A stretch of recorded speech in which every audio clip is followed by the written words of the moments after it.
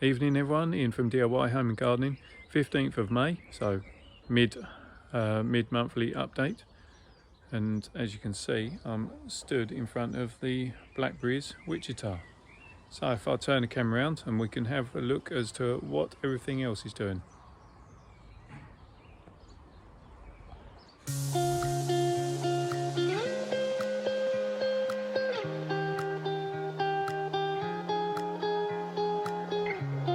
So as I say, this is blackberry Wichita, looking absolutely amazing. Dog's enjoying a bit of shade whilst trying to eat the support structure as well. So it won't be that long now. See where the flowers are getting pollinated, and then I'll have to put a covering over it, one to stop the birds but also to stop the fruits from getting scorched. So let's go and have a look as to what else is happening. So apple scrumptious, bit of a sign of a bit of munching, but they can always be thinned out to remove some of those. Certainly where you start seeing these fruits, big old clusters, always end up thinning out some of the smaller ones, and most likely that middle one. So you end up trying to space them out and reduce the amount of fruits to maybe 2 per bundle, which just means that you're going to get a better size on the fruit. So after all the early picking, the rhubarb's been left and it's starting to make a recovery and sprouting up nicely. Got the wild garlic there going into seed after flowering, so I'll leave those to ripen and then see about setting some seed of that. And there'll be some more lurking down there as well. Up the top here, gooseberries starting to get some decent size. It's that time of year where you need to look out for the sawfly, and just have a check on the underside of the leaves and discard. I don't know whether you can see that, the little sawfly larvae. So anything that's got that little spotting to it or holes, remove those. And likewise, if you've got any leaves that have bunched together, then that's going to be the caterpillar or aphid bundled up within that. Let's just pop that down there. So this is the Solanum quitoiensis or Narangilla. Potted that the other day, very painful. But as it's been out for probably a fortnight now, you can see that the bees have actually pollinated that, and it can only be pollinated by bees, can't be pollinated by hand. It's all down to vibration of the bee itself. And after this tower being planted for about a fortnight-ish, you can see that the strawberries are really loving it, making plenty of runners and producing some decent flower. And these are Temptation, which I've had for a few years now, but they don't normally flower this early, so I'm quite pleased with those. Greenhouse looking a little bit messy, but we'll have a look. So got a batch of onions there. Actually brought those in to get a bit of heat to see if we can bulk them up a little bit. The basil troughs are now starting to improve. Indeed, they're getting some size on, and actually now they're getting a couple of sets of true leaves. It's a good idea just to pinch that very tip out, which will encourage a bit of side shooting. Oh, a bit too far, but never mind. Means you get to try it as well. Ginger doing really well now, starting to get some decent sizing on, giving it a feed. Here, this block here, we've got squash, so they've been potted, Turk's turban, butternut squash, yuki curies.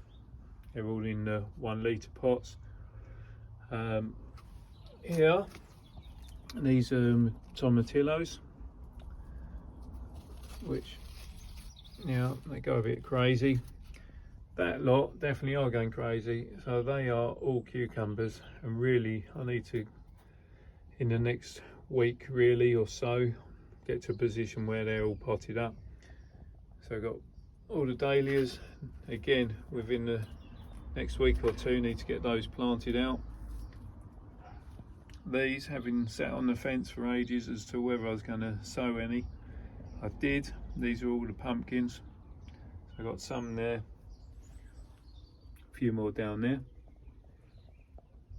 Oh, and there's the second sowing of melons that I did, so they're for people at work. And that lot of stuff there, well, that's all the 3 varieties of cucumber, three varieties of courgette, and then there's tromboncino and the original 3 melons, so they're doing their thing. Got another sowing of kale, red Russian, some beetroot. Basically those 2 are late sowings to kind of replace the ones that the slugs have eaten at the allotment. This lot up here, they're all chili peppers and sweet peppers, and I've got a few more orek on the go, which there's only 2 look like they've germinated so far, but hopefully a few more come up. Let's get outside. Look at those sunflowers looking a bit wayward, but tomatoes looking nice and big. First signs of flower coming there. So these need to be caned really. These are my overs, which I was just hanging on to be honest. Some will probably go up to allotment and the rest I'll give away. A few extra squash there, they're going to go to people at work. This is kind of a bit of a muddle of stuff. So they're the original dahlia plants, so they'll be given away. Dahlias for certain things. Now within here, if I can get the door open. Now, so you've got 2 varieties of celery on the go there. Some more lettuce all year round. Another sowing of peas there. Looks like I need a drink. Some leeks. That is that tray there. Rainbow chard, kohlrabi, perpetual spinach, some verbascum which I'm trying this year. Oh, they're dry. These are my chickpeas I'm trying this year. Black kale, and then we've got runner beans. So one's a dwarf runner bean, one's Guinness. Nasturtiums, everlasting sweet pea, finally doing something. Fennel, looking again a bit dry, and some pak choi there. So well, that's the update for here. We'll have to go to the allotment and look at the rest. Right, start at the beginning. As you can see, plenty of chewing's been going on. Black currants are forming within there. Looks as though there's a sign of caterpillar probably within that.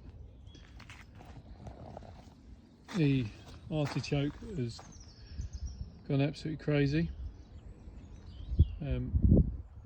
Sustained a bit of damage, but I mean, basically just slugfest everywhere up here. It's so wet. Perpetual spinach doing its thing. Last week I planted 1 tomato up here as a bit of a sacrificial plant. See what happens. It's obviously still alive, which means that it's not been so cold that I can't then think about bringing some other bits up here. Well, I'll go up this side first. So where are we?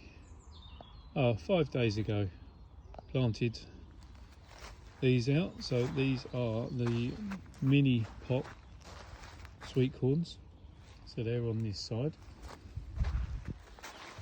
This bed here, well, 1, 2, 2.5, 3.5 beetroots left, maybe another half a plant there, but basically, yeah, the rest have been eaten. Amazingly, we've got some parsnips have well, sporadically come up. They're the ones that haven't been eaten by the slugs. You can see there the carrots that have all been eaten, so nothing left again. So I have to do something with those. This bed had a bit of a tidy. Shallots came through, whipped out the flowering spikes in the tops there, and I'll show you one. So this one here, got that little piece there, that's a flowering spike or scape, so pulled those out. On the others, the peas that just sowed whole of the packet that I'd found, basically removed all the onions that were here because they'd all started bolting, which was putting out flower shoot.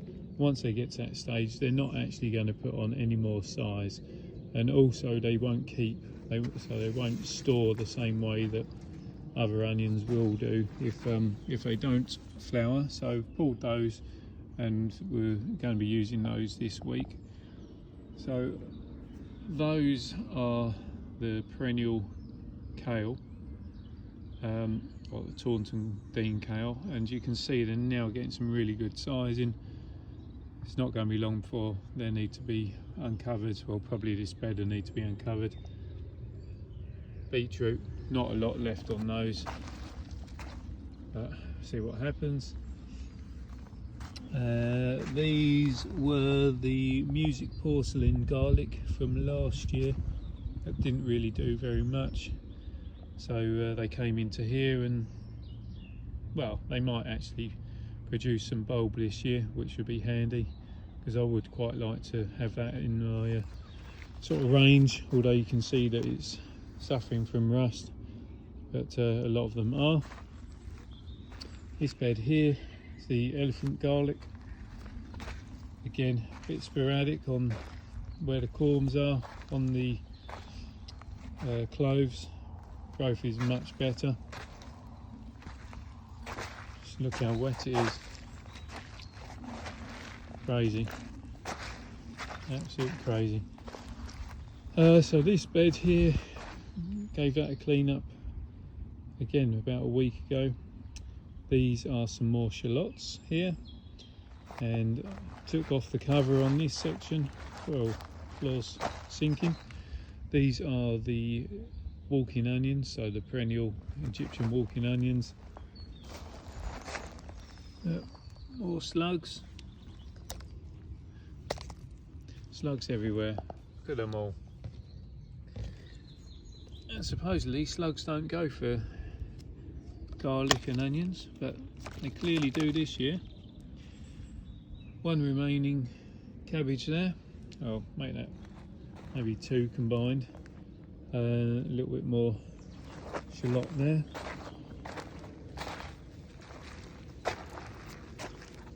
So squelchy. In here we've got a few sweet peas. I have put down some slug pellets because, quite frankly, there's not many of the kale left, which is why I showed you that other sowing that I've done in the greenhouse back at home. You know, you think this whole thing was full of Cavolo Nero, so there were 16 plants there, and we got 4 that can be viable.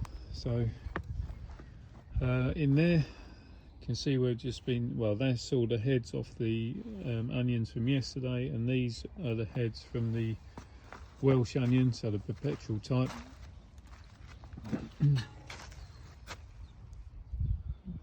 Mixture there of Jerusalem artichoke and some garlic. Then within this bed, sweet peas down the ends. So wet. Sweet pea down the end, sweet pea all across the back there, so 5.7 meters, and then got the first early potatoes, broad beans, again, I suspect there's loads of insects amongst this lot. Oh, slugs. Second earlies. I've had one that had died off, really too wet. This one here also looks like it's probably dying off, rotten, I suspect, at the base from being too wet. We've only actually had 4 days worth of dry weather, and given that that was only set up a week ago. So here we've got the Welsh onions and then the normal onion beds. I still maintain they are the worst onions I've ever grown, and you can see how much damage has been done by the slugs as well. Just really poor. Never known anything like it. That was sowing of radishes. All the tops been taken out. A little bit of scorch. And garlic, so came through, removed, so pretty much all the scapes. Might be a few that have been missed. So wet.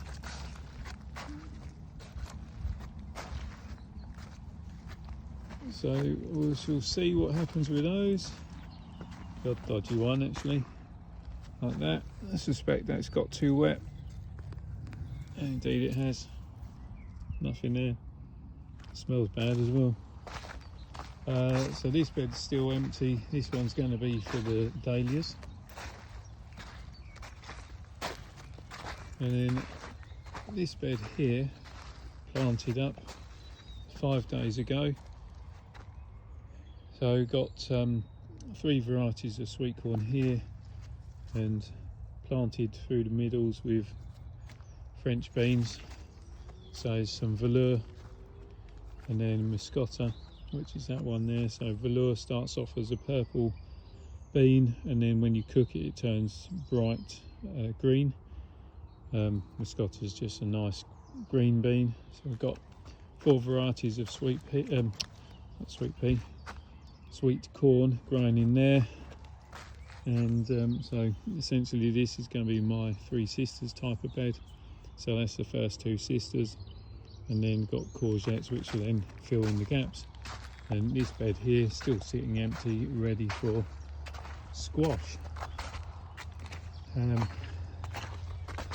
little bit of flower on the blueberries. Hopefully this lot have set, so should get some fruit on it. But you can see how much the grass has grown. It's crazy.